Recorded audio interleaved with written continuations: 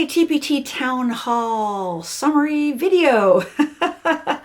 In today's video, we're going to be talking about what was said at the town hall meeting that was just last Thursday, I think it was. And so grab a pen, paper, or if you can memorize all these things, good for you. If you are new or returning, welcome. Here at It's All Primary, we talk teacher side hustles, mainly teachers pay teachers, and boom. I don't normally film in the daylight because I'm working, but today was a day off. If you're in the States, it's Happy President's Day. But let's get started. So they always give you a few little introductions at the town hall meetings. So Amy was there, Will, who's in the product development for tools, features department, and then the CEO, Paul. And Karen, who's normally there at every single meeting, wasn't there because she had a baby. Congratulations, Karen. But Amy started the meeting right away with this new presentation of the TPT milestones. So if you are new to TPT, TPT offers milestones. Sometimes they're just an email congratulations or congratulatory message. When you hit 20,000, 75,000, and 500,000. And with 500,000, you get this Tiffany crystal apple, which is very cool. Don't think I'll ever hit it, but that's another story. I'm just going to show you a screenshot of the new, look at all the new milestones. Given that TPT sales are slow, and I'll talk about that in just a minute, this is lovely. The green ones, the first ones are basically just going to be an email that they'll just email you and congratulate you. Maybe it's a little banner or something like that. And then the latter ones will actually be prizes. I could see them being, TPT t-shirts, hats, right? Pens. I don't know. I'm completely guessing. I don't know. But anyways, as you can see on that screenshot, the TPT milestones will be commencing sometime around the end of spring. So we're looking May, June. They are retroactive. If you also notice, the 75,000 is no longer there. The 20 has been moved to 25,000. But there's lots in between. 75,000 to 500,000 was a big jump. All these new ones in between are probably quite welcome. I think it's a great step that TPT has done this because, again, we need to congratulate and be supportive of one another's accomplishments, and we need more. We need more reasons to do that. So anyways, those are the milestones. They spend a lot of time. TPT meetings are normally 30 minutes, and then they do some Q&A at the end. They did not get a chance to do the Q&A at the end, and I think it was mainly because they did spend a bit of time on the issue of scam or fake stores. I brought this up in a previous video, and I got quite a bit of reaction to it. If you are new to TPT, this would be probably a complete surprise to you. There are people that will buy your product and then they turn around and resell it and they post it. And some of them are cheeky to the point where they will literally use all your thumbnails. They will just hide your copyright. They'll just put something over top of it. It's amazing. I actually reported one today. It was just one that I belong to a Facebook group, and we watch for these things all the time. So anyways, they have already noticed, based on what Amy was saying, that having the one-time fee of $29 and the monitoring for inappropriate stores has greatly reduced the amount of new stores that have joined TPT in the last little bit. Okay. Their safeguards are constantly evolving. So, this is not perfect system. They will do their best. That's all we can do. And if you see an inappropriate product, report it. I have reported I don't know how many, and I've never had emails coming back to me going, who are you and da da da da what? Nothing. There's been no consequences to reporting. So report if you see questionable stores that they look like they're copied materials, trademarked materials. Just report them. Okay. They also talked about the school's access update. Okay. They are going to continue to run it, but they're not advertising it and they're not being proactive with it. They do have schools that like it. They want to continue using it. And I don't think TPT wants to turn away those dollars. And there's nothing wrong with that. Boom is starting to do this as well. They're starting to partner up with schools as well. So this is actually something that schools would be happy with. But I think sometimes with some of the news of fake and scam stores and all these sort of things, schools are shying away from TPT a little bit, and some of that is reflective in the sales, and some of that is that's just our world, unfortunately. There are scam stores on various platforms, right? Especially when you offer things for free. So if you're offering things for free, that can happen.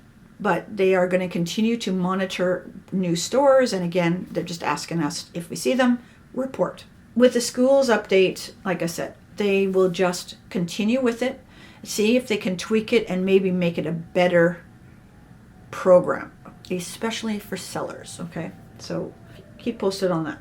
Will came on after Amy and started talking about the features, which I've already shared, the note to followers, duplicating, being able to add and remove products from the custom categories.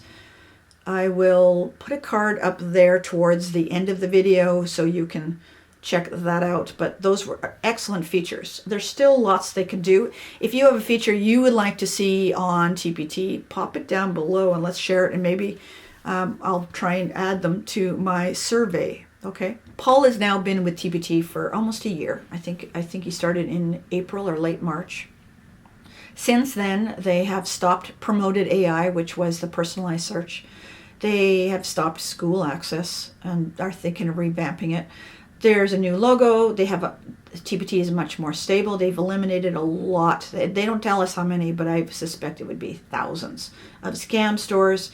They've increased file sizes on products. They are cross-promoting because the owner of TPT is also the owner of IXL, which is a online curriculum skills-based program.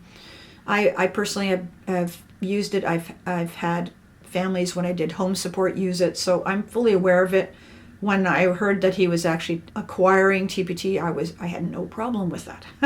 They are cross-promoting, so you will see occasionally IXL on TPT, and if you go over to IXL, and maybe I'll put a screenshot here if I can find one really quick, they are promoting TPT as well. So one of the stats that he gave, which I found very interesting, and it really pertains to us as sellers, is that 85% of US teachers use TPT, which is close to what businesses call the saturation point.